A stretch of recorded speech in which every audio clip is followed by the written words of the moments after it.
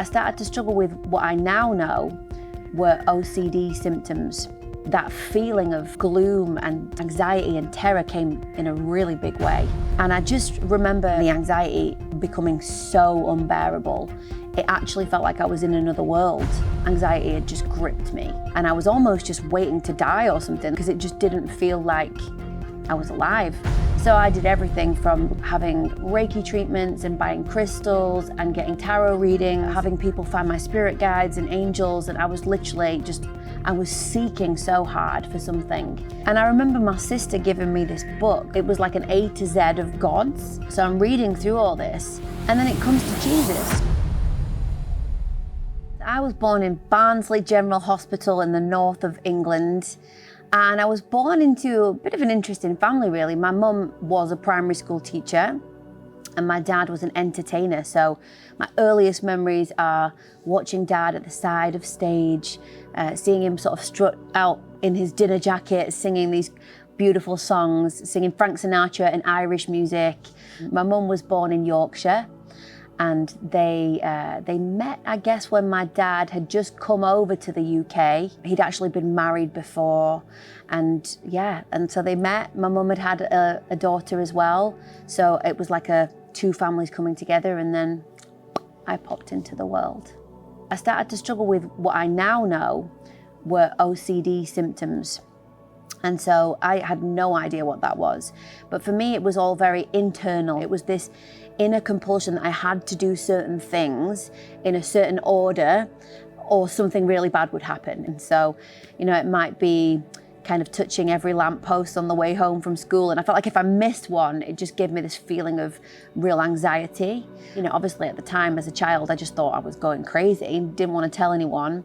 My parents didn't really know what to make of that. It was really difficult, and I guess it kind of subsided a little bit. And it wasn't until I started secondary school that things got really bad. I just remember even just a few months, not even a few months in, probably a matter of weeks in, that feeling of gloom and anxiety and terror came in a really big way. And I just didn't know what to do with it. It was like I would get on the bus in the morning and just feel this feeling of darkness, this grey terror, just a terror at the idea of walking in through those big gates and being surrounded by new kids and people I didn't know. And I also really struggled with the organising side of being in secondary school. Again, I now know I probably have a little bit of the ADHD, and a lot of kids who struggle with that fall apart at secondary school, especially girls. Because when it comes to having to remember what to take, where to be, get places on time, it's just really overwhelming. And so I think as I headed into sort of year 8, year 9, my attendance was probably 30%, 40%, because I would find any reason not to go to school. Back then, it was either you were applying yourself or you weren't, and you were a rebel, you were troublesome. Nobody really put it down to the fact that I was struggling. But at the time, I just felt like I was failing. And I think that led to me choosing a different path. So instead of enjoying school and sort of entering into study and being good at things, I kind of gave up. I thought, well, it's not working. Like the academic thing is not working for me. So I'll try the popular thing instead. And we used to just jump over the wall and disappear, go get cigarettes, get cider, go get weed. And I hardly went to school at all. And I don't think I would have got any GCSEs or any qualifications if we hadn't have had a careers advisor who came in and went, you do know you can study music. Like that is a thing. So you could go to college and do a music BTEC or a degree. And studied really hard, got great grades in music and English, and got into my first choice college to study music, which was awesome. Except that probably 3 or 4 months into college, I had an absolute and complete mental breakdown. And I think because I was playing catch up with sort of GCSE maths and stuff, because I had to have those, that was a lot of pressure. I was also going to the pub a lot and spending a lot of time drinking with friends, which was affecting me mentally and physically. And I just remember the symptoms, the OCD symptoms and the anxiety becoming so unbearable. It actually felt like I was in another world. I remember waking up one morning and just feeling like I'd taken something. I just felt like I was on another planet, and like my brain, something was wrong with my brain. And that led to tremendous health anxiety. I thought that I had a disease or a brain tumor. I couldn't think straight, serious brain fog, couldn't sleep, had no appetite.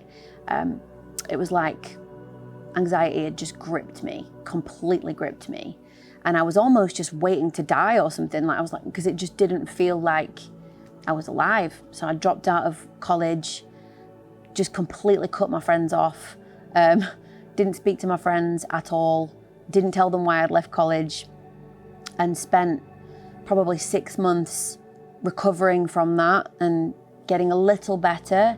I started to research new age stuff. I'm in a failing music career. I've got a failed academic background. I'm in a bad relationship. I've got all manner of rejection that I'm dealing with from all these auditions. And I'm thinking, what am I actually going to do with my life? And how can I actually feel peaceful and happy? Like this feeling of anxiety that just follows me around. Like, how can I get rid of that? So I did everything from walking into Chinese doctors on the high street to having Reiki treatments and buying crystals and getting tarot readings and having people find my spirit guides and angels. And I was literally I was seeking so hard for something. And actually it was even worse for my mental health because it didn't actually make sense. It was just like this never-ending buffet of ideas that didn't really fit together. It was just ideas. And people seemed to be really happy to sort of, just go with it and just sort of enjoy the fun of those ideas. But I wanted something I could really believe in. And I remember my sister giving me this book it was like an A to Z of gods, an A to Z of ascended masters, I think it was called, A to Z of ascended masters. And it was literally like, A is for whoever, B is for Buddha, C is for Krishna. And so I was like, okay. So I'm reading through all this, and it said, on every page it said what each of those gods was particularly good for. So like there might be Saint Michael or something who was particularly good for helping you find your car if you can't find it in a car park. Honestly, like there was all sorts of things. This one's good for health. This one's good for prosperity. This one's good for finding love. And so I was like, this is fun. Yeah. And then it comes to Jesus. And it was a really, really short little paragraph that went, Jesus is good for anything. So you can pretty much bring anything to Jesus. And so I was like, okay, why do I need the others? Okay, if Jesus has got it all. So, and actually, I don't have the book anymore, but for the time that I did have it, it would just always open on Jesus because that's where I would go. So that was kind of like my first little step into Jesus. But as the months passed and things got worse in this relationship that I was in, I was doing this open mic night in the city that we lived in together. And we ran that night with a few friends, and it was awesome. Like, it was this tiny little pub, but hundreds of people used to come to it. And then this guy shows up one night and he plays his guitar. He plays Bohemian Rhapsody on guitar, plays a tambourine with his foot, does all the voices. It's like watching a one-man show in one song. And it turns out this guy's called Rue Walker. And I was captivated by this guy. We made friends and he was kind to me, and he played guitar for me a few times. And then one day he just didn't come to the jam night, and I was like obviously disappointed. I was excited to see him. And he told me that he'd been going to church. So he wasn't going to be able to make the jam night every time because he was getting involved with the stuff at this church. I'm like, oh, that's interesting. And he said, yeah, I've given my life to Jesus and I want to serve God. I'm like, you, really? Like the most magnetic and charismatic young guy I've met in a while, you want to go to church? And he's like, yeah, like I've had an encounter with God and I love God now. And I was just fascinated by that, but obviously thought, well, I'm not going to end up being one of those God botherers. Like, I'm not going to become a Christian. That seems too safe and too obvious. And it's got to be some kind of mixture of all this stuff in this book, or, it can't be as simple as that, surely. One day, I heard him talking to another friend about a concert he was going to. So I was like, awesome, I'm in. Let me get in the car. I'll share a ride with you and we'll go together. And he says, oh, I don't think this one's for you. I'm like, what do you mean? Like, we've got really similar music taste. I'm sure I'll love it. And he says, no, well, actually, it's my friend's dad that's playing. And he's super Christian. Like, I just don't think you're there yet. I don't think you're quite there. And I was like, oh, come on, look, I've been some places, I've seen some things. I'm sure I can handle a worship concert. Like, I'm sure it'll be fine. I can do a Christian concert. So I was like, all right, yeah, okay, you asked for it. And got in the car, showed up at this tiny little Methodist building in Sheffield. And there must be 30 or 40 people there. Sure enough, it's a guy my dad's age playing a Godin guitar through a little amp. And he has words on a screen from an OHP, not even a proper projector. It's an overhead projector, and there's a little old lady with glasses on moving the sheets up and down as he changes the song. So we file into these seats and I'm watching the screen, and as the night's progressing, people are getting very into it. Like, even my friends who I've come with, they've switched off to me a little bit.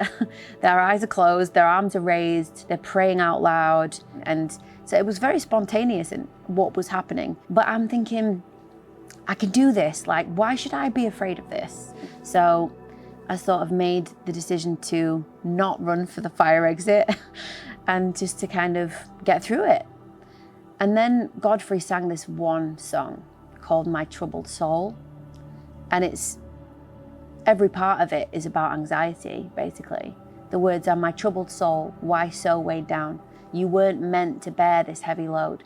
Cast all your burdens upon the Lord, because Jesus cares. He cares for you. And it just felt, I've got goosebumps even thinking about it. It just felt like the song had been written for me. And I almost was a bit suspicious that they'd talked to him before or something because of what I was struggling with. And I was like, okay, this feels uncomfortably on the nose. Like, I feel like they're almost targeting me or something. So my heart's starting to race a little bit, and I just think, no, it's okay. I can get through this. I'll just sing along, words on the screen. And the song comes to a finish, so it's all good. And then the little old lady with the glasses gets up and she says, I don't know why, but I just think we should sing that song again. And just when I thought I was out of the woods, we go right back to verse 1, my troubled soul, why so weighed down? You weren't meant to bear this heavy load. It was like God knew I needed it a second time. Like, we're not going anywhere until we deal with this now. It was almost like finding yourself in surgery or something. Like, okay, we're doing this. The tooth is coming out, like, it's happening.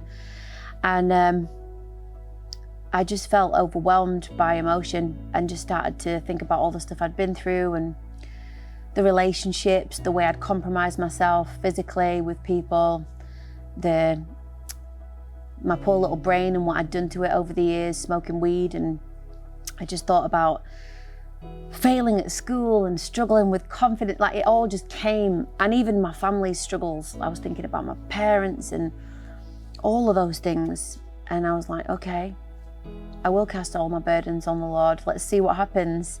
Let's just see what happens. And so I prayed. And, now, because I've been in the church a bit, I know that what I did was I prayed the sinner's prayer. But I didn't know I was doing that in the moment. But it really went something like, I'm sorry. Like, I'm just so sorry that I've come to this point of where I'm not me. Like, because I know I wasn't made for this. I wasn't made to be afraid, to be burdened, to be a mess, to be damaged goods. I wasn't made for mental health issues and confidence problems. I feel like I've stepped into that. I've stepped into it in many ways, and I don't feel I was made for it. And Lord, please, can you help me to start over? If you're real, will you help me to start over? And he's so gracious that he didn't take that offensively at all. He, in fact, just did step in. So I prayed that prayer. I'm sorry, Lord, would you please have my life? And then, the concert came to a close and we had tea and coffee and biscuits in the foyer. And I went home to bed and I can only describe that I woke up that next morning feeling like I'd just met the love of my life. And almost that feeling like, if you've ever had this feeling, don't know what stage of life you're at, if you've ever had this feeling where you've met someone cool and they text you and you're like, oh, they've texted me. And then you text back and then you have a back and forth and then you arrange to meet up. That feeling is what I woke up with. And I just sort of felt like the weight had come off my shoulders. And I was like, well, maybe I actually have left all that behind. Maybe it's gone. Maybe I'm not damaged anymore. And I had a job interview that day. I was going for a job as a Christmas elf. And it was because it was like November time. And so I went to this local mall and I had no nerves. I had no nerves, no fear. I was sitting in a room full of people and I remember just talking to them like it was no big deal. I felt like my brain was clear and I got the job. They gave me the job straight away. And it was almost like I'd begun this restoration where whoever I was supposed to be when I was little, that's who I was now going to be. Not who I'd become through the years, but who God always made me to be. Yeah, so somewhere in the mix of that, I picked up guitar and started playing music and ministry. Music and ministry became my full-time job. That's what I do now. I travel the world telling this story and sharing my songs, and that's my story. Hey, I'm Philippa Hannah, and I testify to the goodness of God in my life.